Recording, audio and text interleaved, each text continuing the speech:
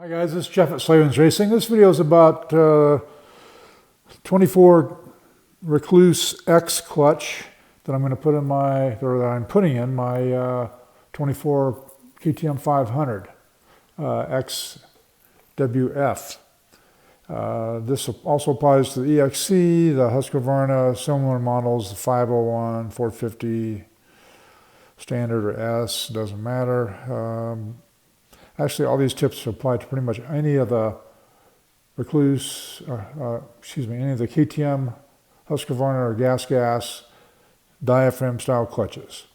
And how do you know if you have a diaphragm style clutch? Well, you don't have 6 coil springs around here like they've had a long time ago on KTMs, or like the Japanese brands still use. That's the spring right there. That big, looks like a wave washer kind of a thing. It's a cupped washer.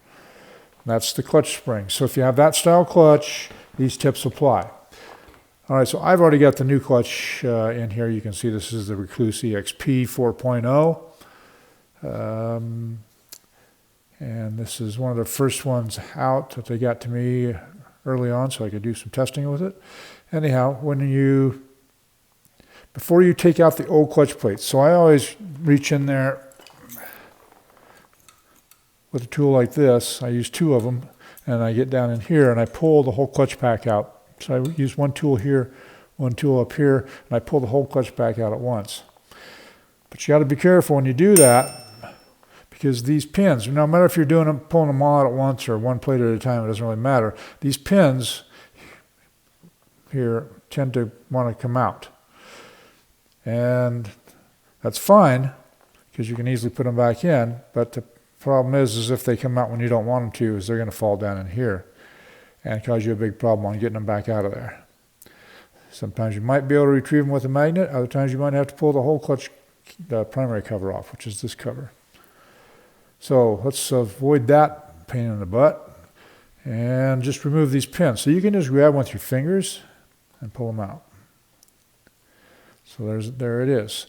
So you should just go around and pull all 6 of those out, and just set them aside on your shop towel, and then pull the clutch plates out.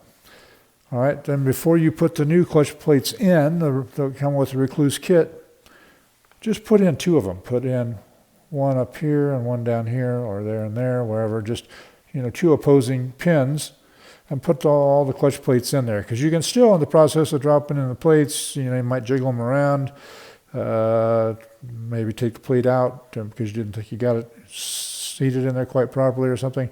And you can still, pop one of those pins out of there and have it go down the wrong place and cause a big nightmare.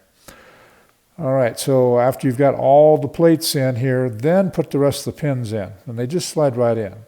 All right, and why does KTM use this system? Because it's far superior to the other systems like they used many years ago, or like the Japanese bikes still use. All right, so this locates the steel drive plates onto the center hub. On bikes that don't have this type of system with the old coil springs, then there's grooves in the center hub, and then the plates, the drive plates, the steel plates have teeth on them, and it fits into those grooves. Well, what happens over time is those grooves get worn out. They get completely destroyed, and you have to replace the hub. With KTMs, you never ever replace hubs, never. They just don't fail. They're steel, they're not aluminum. They've got this pin system. The pins don't even wear out. I mean, KTM clutches are extremely tough. All right, so that's just one little trick to keep you from having a big headache. All right, also I'm going to go over some of my setup. So this is a 24 model, and this is a new clutch. This is the 4.0 that they just brought out.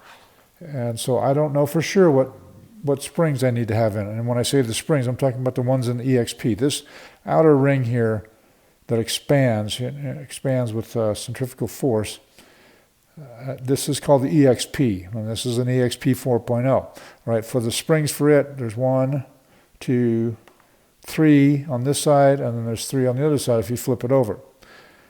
All right, so this clutch, and that controls how fast or slow the EXP expands.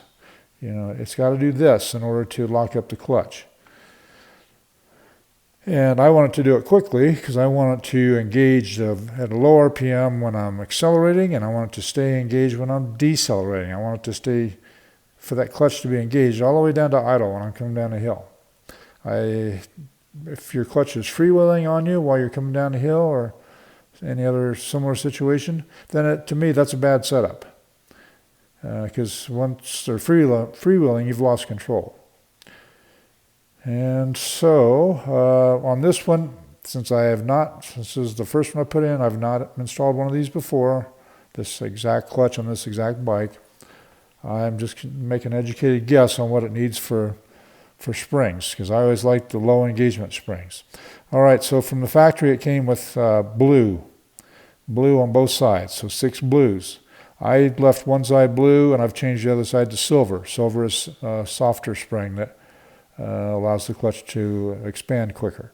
So I'm going to try that, and after I get this together and ride it a little bit, I'll show you what I've done and how it's working, and also I'll show you my adjustment on the other side. All right, a couple other little tips while we're on this side, guys, this is the new Rekluse pressure plate, so it's the very outside plate, and then this piece fits in it. And it's easiest if you take some light grease, like this is seal grease. I don't know if you can see it here, but I've put some on this. And that's just gonna, when I put this on, I can't see it, there it is. That's just gonna make it stick. So now, I can turn it upside down and that piece is stuck on there. I think you can do the same thing with oil. I always just use grease, but I think oil would do a similar thing for you. Also, this outer plate, you have to change from these screws to this style screw. If you leave these in there, when the clutch expands, it will grind up your clutch cover. So make sure you change those. And then they come from in the number 2 position. If you can see that number on there, right there, it says number 2. Sometimes they have just 1 scribe, 2 scribes, and 3 scribes. This one is marked 1, 2, 3. But use that middle position, that number 2 position. That's what I prefer. And then I just wanted to show you this new clutch cover. So this clutch cover, it weighs at least twice what they have in the past, maybe more. All this bracing they've put in it, they've really beefed up this cover.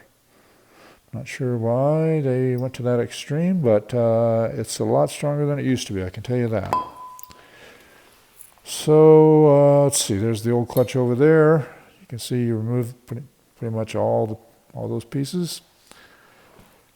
And now it's ready for me to just finish assembling with the pressure plate and the spring, and I don't know what this piece is called. And that piece right there.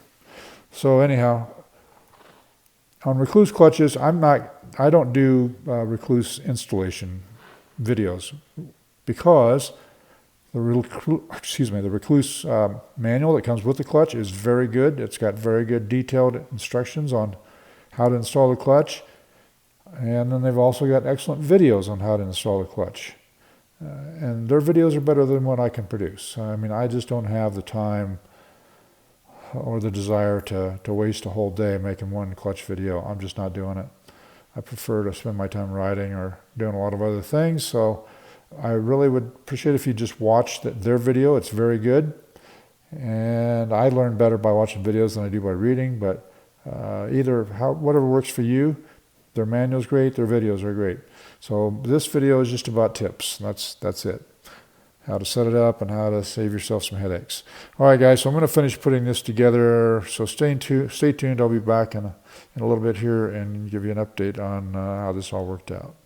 Okay, guys, so I did a little road trip yesterday, a little dual sport ride. You can see I did 98.7 miles. I started here at my house and went up Gold Camp Road to the little town of Victor. It's an old mining town.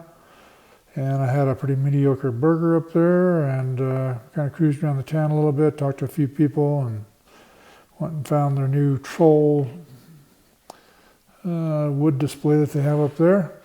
Anyhow, it was a beautiful day yesterday, and it was did a few little side trips off the main road, but the clutch worked very well the way I had it set up.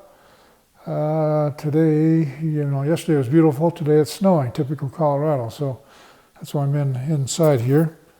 And you can see I've got my collection of springs here. So I always keep parts and pieces left over from jobs because you never know when you might need something. And so the setup that I came up with, which was the blue and the silver. So I've got 3 blues and 3 silvers. 3 blue on one side of the XP ring and 3 silvers on the other side. That gave me a really good engagement. It stays engaged down to a very low RPM when you're decelerating, like going down a hill or just decelerating. And then it engages very quickly when you get on the throttle. It was an excellent setup for dual sport, that type of stuff, or maybe you're going to pull up and take a picture or something like that and you don't want to take it out of gear, or grab the clutch lever. But for trail riding, I'd probably maybe set it up just slightly tighter. So down here you can see right there where I've got a red mark here. So what I do is, if you read the manual, the instruction manual, or watch the video, it tells you to find, have this screw backed out a ways, and then screw it in slowly until you feel it starting to touch the push rod. And then from there go 1 turn plus X amount of clicks. So this is the 1 turn. So this means that it's got, and then there's another little mark right there that's on the screw itself. Anyhow, so this is, I always mark them at 1 turn, and you can see that this is 1 turn plus 1, 2, 3 scribes. So that's where I've got it right now. I think for trail riding, I might back it off a click so that it engages even a little bit harder on the bottom. But it works beautifully with the way it is. So you can't go wrong with this setup. Sorry, I had to do a little groaning getting up. My legs bother me today. Anyhow, guys, so that's the final setup.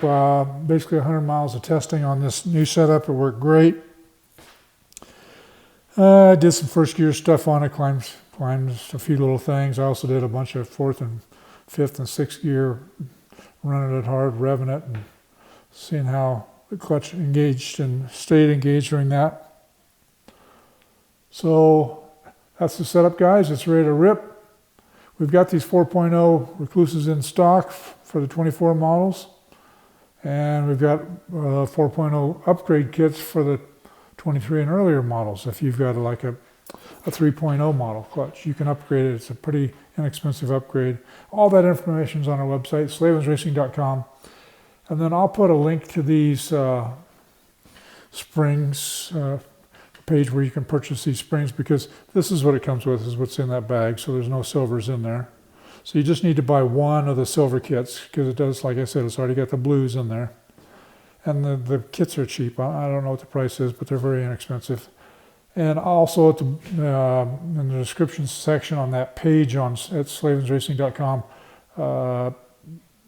there's also a suggestion on what spring setup to use for each model of bike.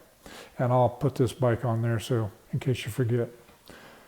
All right, guys, that's all for now. Please like us on Instagram and Facebook, and subscribe to us on YouTube.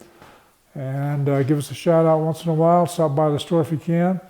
And hope to see you out on the trail, getting some throttle therapy. That's all for now.